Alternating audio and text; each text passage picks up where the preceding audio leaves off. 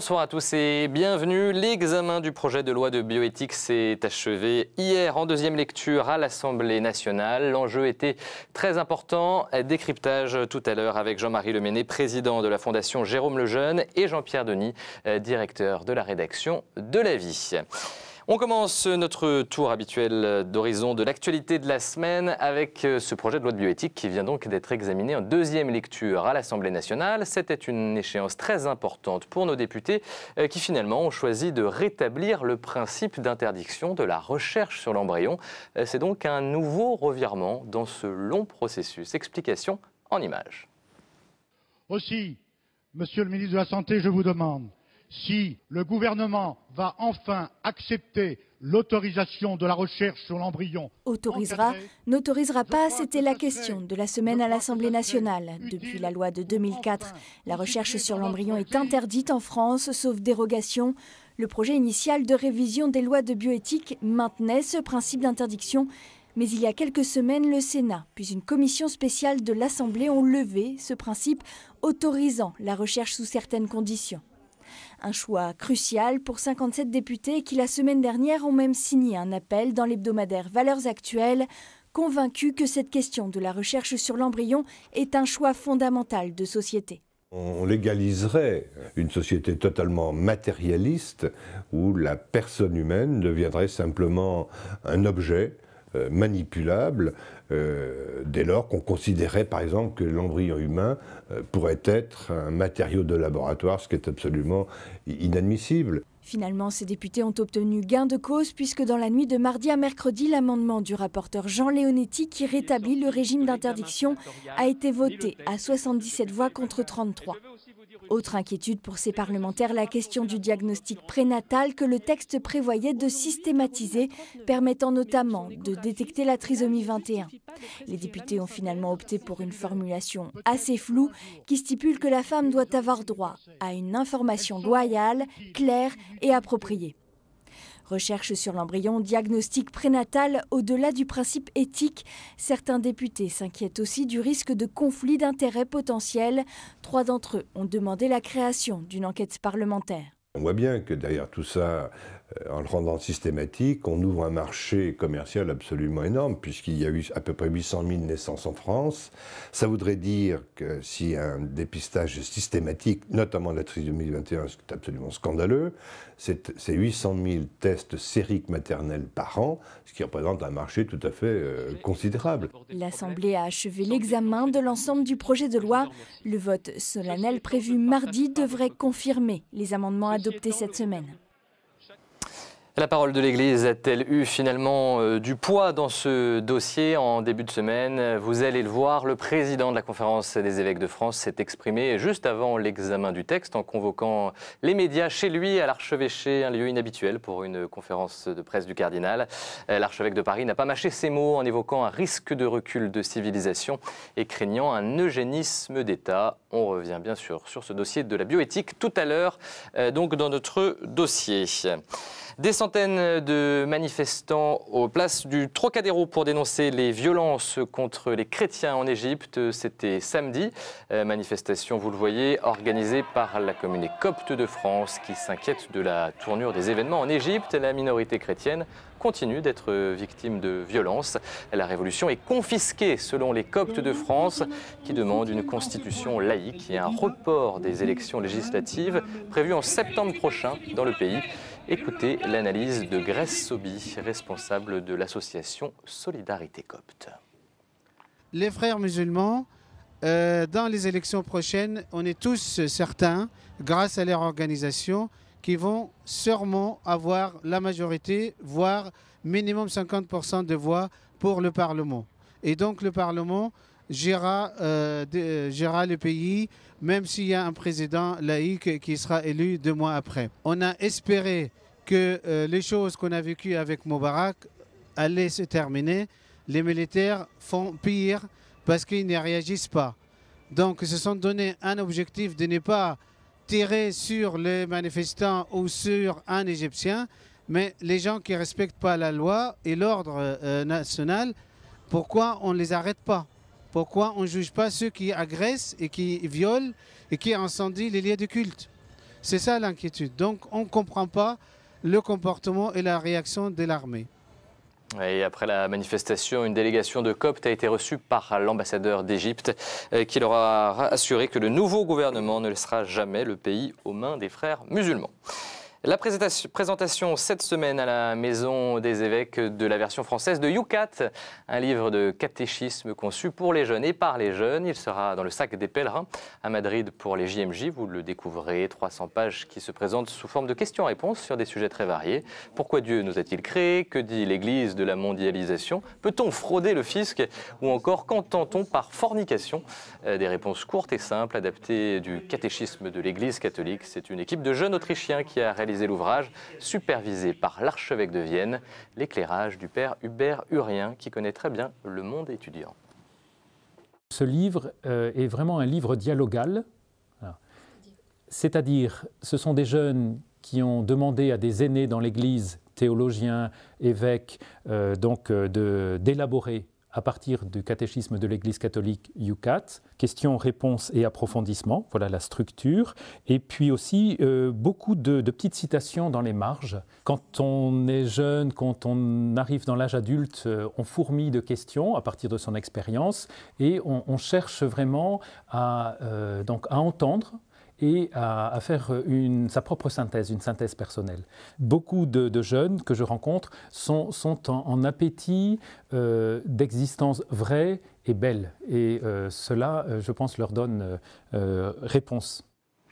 Voilà pour Youkat qui est disponible en 15 langues. La traduction française a été supervisée par l'évêque d'Évry, Monseigneur Dubost.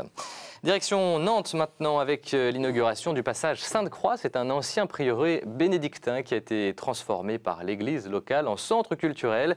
Une initiative soutenue par la mairie. L'objectif, promouvoir le fait chrétien.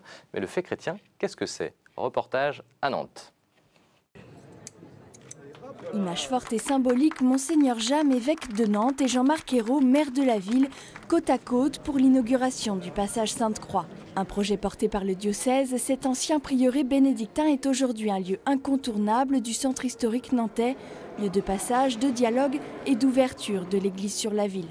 C'est aussi une manière nouvelle de faire découvrir l'église. On a l'habitude des paroisses, on a l'habitude des salles de réunion. Ben voilà un nouveau lieu d'église qui est une sorte de passage, de lieu de rencontre. Notre République laïque, elle n'a pas pour vocation de nier l'expression des religions. Ce qui est très important, c'est de donner les clés en quelque sorte de la compréhension de la période dans laquelle nous sommes. Un lieu que l'on peut juste traverser mais qui amène aussi au questionnement, à l'approfondissement, que ce soit dans le jardin qui rappelle le cloître d'autrefois ou encore dans le parcours à l'étage qui amène le visiteur à s'imprégner du fait chrétien. Un cheminement qui leur permette de découvrir le fait chrétien, pas dans une démarche catéchétique qui est réservée aux catéchuménats, aux soins en recherche, mais à l'ensemble de la population qui veut comprendre, se réapproprier, redécouvrir ce qui est le fait chrétien dans son essence. Qu'est-ce qui fait et qu'est-ce que dit le christianisme sur les grandes questions de l'homme? Un projet pharaonique, près de 3 millions d'euros, 10 ans de réflexion, mais une vraie réussite. Depuis l'ouverture des lieux en novembre dernier, 35 000 visiteurs ont déjà franchi la porte du passage. Des images rares maintenant. Pour la première fois depuis 2002, un train est parti de la gare du Vatican, la plus petite du monde, 300 mètres de voie seulement. Dimanche, la ligne ferroviaire a été utilisée par le Caritas Express, un vieux train qui a effectué un trajet d'une centaine de kilomètres à l'occasion des 60 ans de la Caritas Internationalis, réunie en Assemblée Générale à Rome cette semaine. L'ONG a été invitée par le cardinal Berton, numéro 2 du Saint-Siège, à ne pas perdre son identité chrétienne. Un recadrage très sec dans un contexte déjà tendu, puisque la secrétaire générale de l'ONG, une Britannique, n'a pas reçu le feu vert du Vatican pour briguer un second mandat. Elle est jugée trop autonome par rapport au magistère de l'Église. Par contre, elle a été remplacée par un Français, Michel Roy. On vient de l'apprendre. On reste au Vatican avec d'autres images inhabituelles, celle de cette rencontre via liaison vidéo entre le pape et l'équipage de la Station spatiale internationale. Une première dans l'histoire, c'était samedi. Benoît XVI et les astronautes ont parlé pendant une vingtaine de minutes.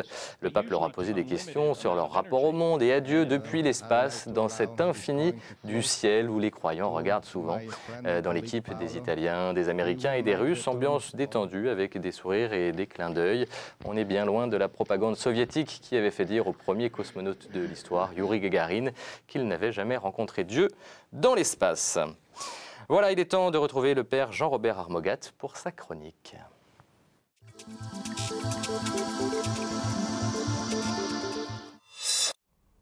Une jeune femme entre dans une clinique catholique pour prévenir une fausse couche ou un accouchement prématuré par un cerclage du col de l'utérus.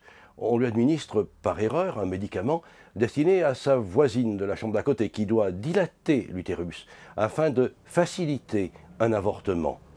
Sur la table d'opération, les médecins ne peuvent que constater la dilatation du col provoquée par ce médicament et la perte du fœtus chez la personne qui attendait un enfant. L'écume des jours et des scandales a fait négliger ce qui a passé pour un fait divers, mais qui est un acte d'une extrême gravité. On doit poser la question. Doit-on retenir simplement une erreur individuelle, ou bien s'agit-il d'un mauvais fonctionnement dans un système qui a banalisé l'avortement? L'avortement est devenu un acte médical extrêmement banal. L'encadrement strict que lui avait donné la loi Veil n'est guère appliqué, et les procédures sont réputées très laxistes. La scandaleuse erreur de la clinique lilloise n'est pas qu'un accident. Elle est une véritable dénonciation de pratiques courantes où l'interruption volontaire de grossesse semble aussi anodine qu'une opération de l'appendicite. On détruit un fœtus humain comme on extrait une tumeur maligne. Cet accident intervient au moment où les deux chambres de notre pays sont en train de réviser les lois de bioéthique. Comment ne pas voir que tout le dispositif vise à une chose, imposer pas à pas une conception de l'homme incompatible avec les principes chrétiens. Comme l'a déclaré le cardinal 23, en cas d'adoption par les députés du texte voté par le Sénat, une certaine conception de l'être humain serait très gravement compromise. Les chrétiens doivent rester vigilants. Nous sommes bien peu nombreux désormais à défendre cette conception de l'être humain qui est la garantie de sa dignité. Merci Père Armogat. Tout de suite, quelques-unes de vos hebdos chrétiens ce jeudi.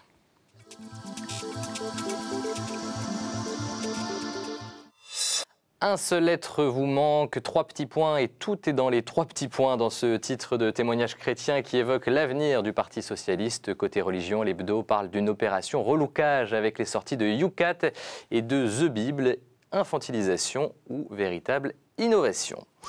Pèlerin met la fête des mères à la une, les mamans, puisqu'on fête les mamans dimanche, le sens secret des cadeaux, expliqué par Marcel Ruffo, le pédopsychiatre qui a rencontré des lectrices de l'hebdo. Famille chrétienne qui met le mariage à la une, se préparer au bonheur, le sacrement est-il un droit?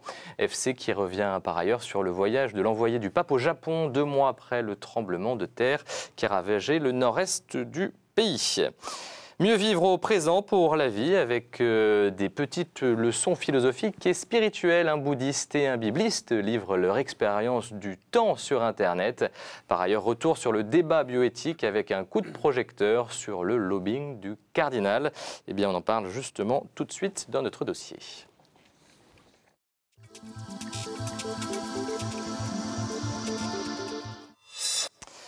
C'est donc un nouveau volte-face dans ce long processus de révision des lois de bioéthique. Les députés ont maintenu l'interdiction de principe sur la recherche sur l'embryon. Pour le dépistage prénatal, c'est un peu plus flou.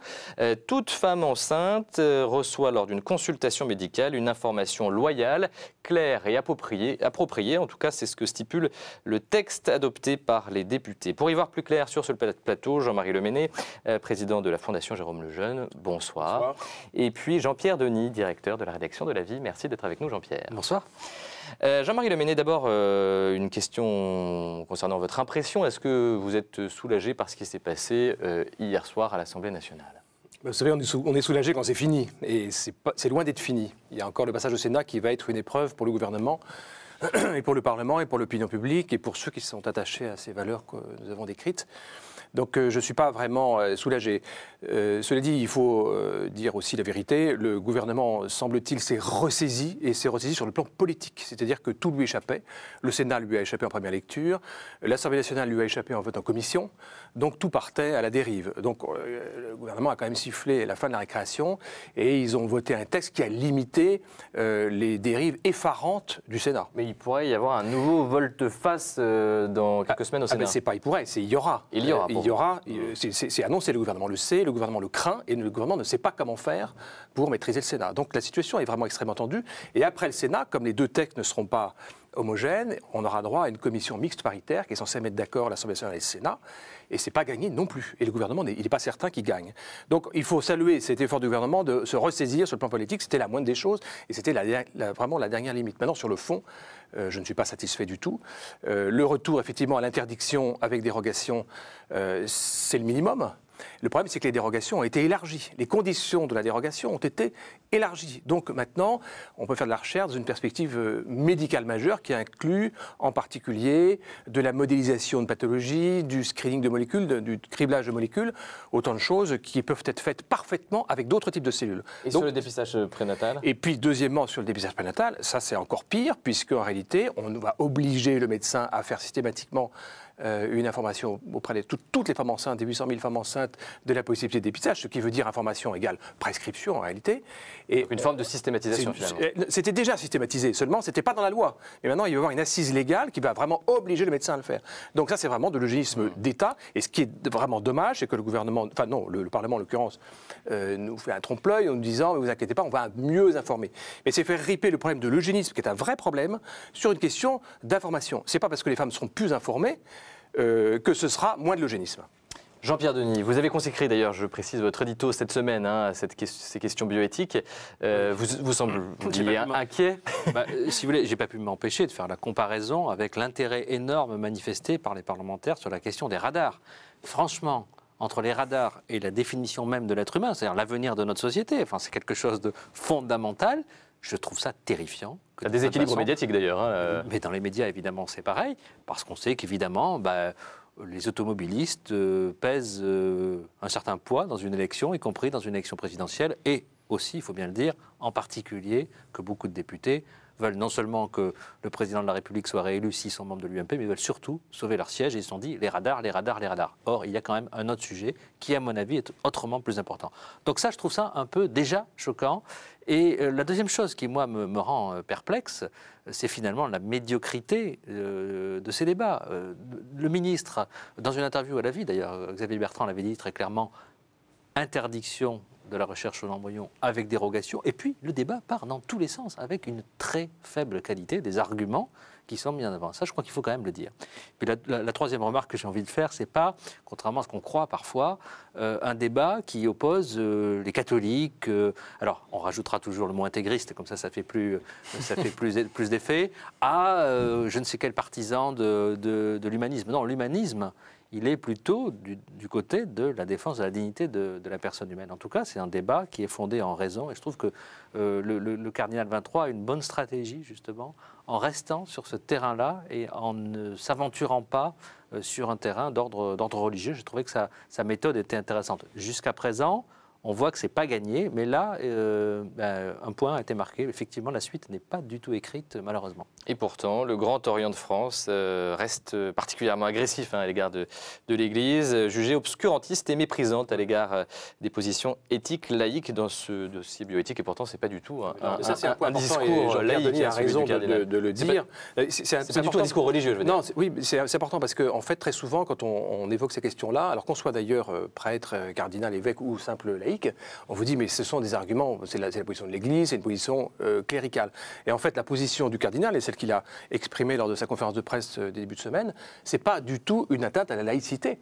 Il faut bien le dire, et quand on défend le respect de l'être humain de son commencement jusqu'à son terme, c'est pas une atteinte à la laïcité. Et c'est très facile de renvoyer les gens dans leur but avec ça.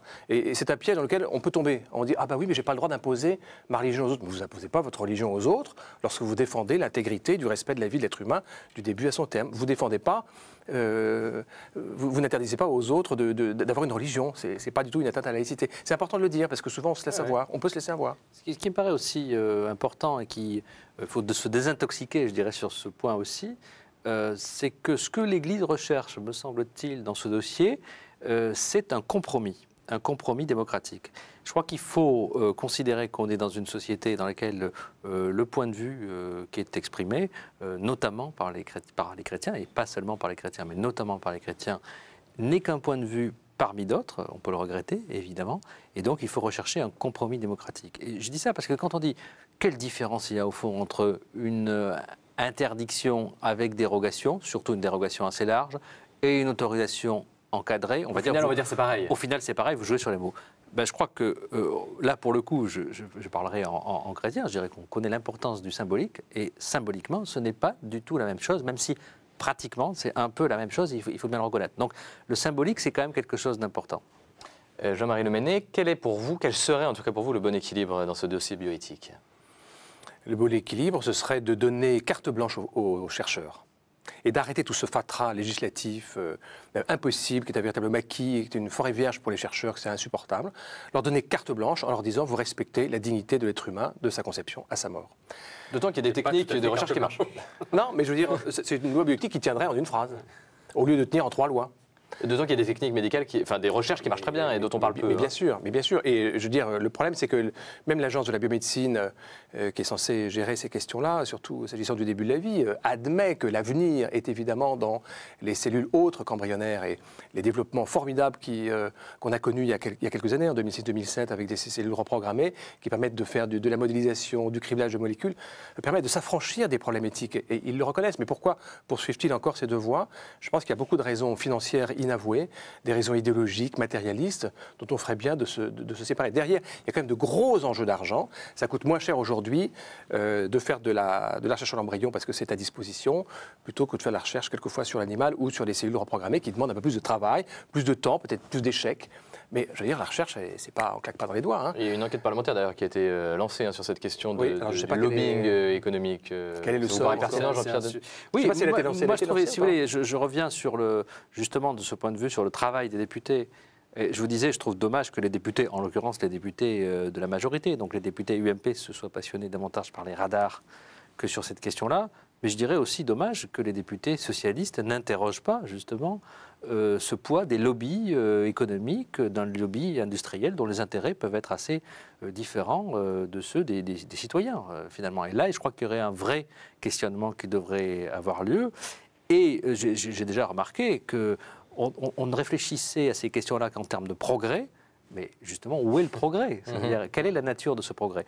Est-ce qu'un progrès qui consiste à dire libéralisons tout parce que dans d'autres pays on fait comme ça, c'est réellement un progrès? Si on disait ça à propos des lois sociales, on dirait non, c'est du dumping social. Et je trouve qu'il serait intéressant que les députés de gauche s'interrogent aussi sur ce dumping éthique qu'on essaie de nous imposer. Voilà. Et là, je trouve que de ce point de vue, encore une fois, le Parlement, qu'il soit vu de droite ou vu de gauche, a insuffisamment travaillé ces questions, quelle que soit la décision finale, je dirais. Il y a un combat idéologique là à mener, Jean-Marie Lemenné, ou pas? Voilà, ce qu'il faut noter, c'est que le cardinal a eu des mots assez forts en parlant d'eugénisme d'État. C'est bien la première fois que j'entends un cardinal français s'exprimer avec ce vocabulaire. Eugénisme d'État, j'avais jamais entendu. Hein. C'est vrai qu'il donc c'est quand même mettre la barre assez haut. Ce sont des mots forts. Voilà. Donc je pense que il faut noter ça. Je fais la publicité au passage pour une pétition qu'on a lancée qui s'appelle Signer contre l'eugénisme et qui a reçu déjà près de 30 000 signatures en moins d'une semaine. Et puis enfin, quand on parle de lobbying, il y a eu beaucoup de lobbying. Il y a eu du lobbying par les entreprises du médicament. Hein. Énormément de lobbying. Les parlementaires s'en sont plaints d'ailleurs. Et puis le lobbying des loges maçonniques qui ne s'en cachent pas non plus. Donc en fait, la position rationnelle, équilibrée et raisonnable de l'Église est une voie parmi d'autres qui a parfaitement droit de citer. Et surtout que les citoyens ne se démobilisent pas parce que le combat est loin d'être terminé. Et que le gouvernement ne perde pas confiance non plus. Là-dessus, vous avez l'impression d'ailleurs, Jean-Pierre Denis, que peu à peu, les gens se lassent de ce débat ou ne s'y intéressent pas? Oui, je crois que c'est vrai. Et comment ne pas se lasser? Parce que d'abord, c'est une affaire dont on nous parle depuis très longtemps. Il y a eu les États généraux de la bioéthique. Les citoyens sont déjà exprimés? Oui, les citoyens sont exprimés. Les catholiques, il faut bien le dire, ont beaucoup travaillé sur cette question, très sérieusement. C'est quand même objectivement vrai, je crois, de le dire. Et du coup, on a l'impression que ça y est, quoi, c'est fini, on a envie de passer à autre chose. Eh bien non, c'est maintenant que ça se joue. Ouais. Et ça se joue, je dirais, par étapes successives et la fin n'est pas écrite. Sur la question de l'eugénisme, moi je ferai une remarque. On voit bien qu'effectivement, on va vers une forme d'eugénisme avec de fait l'élimination de la plupart des enfants trisomiques. L'information, là où ça va se jouer à mon avis, c'est la nature de l'information qui est donnée aux femmes.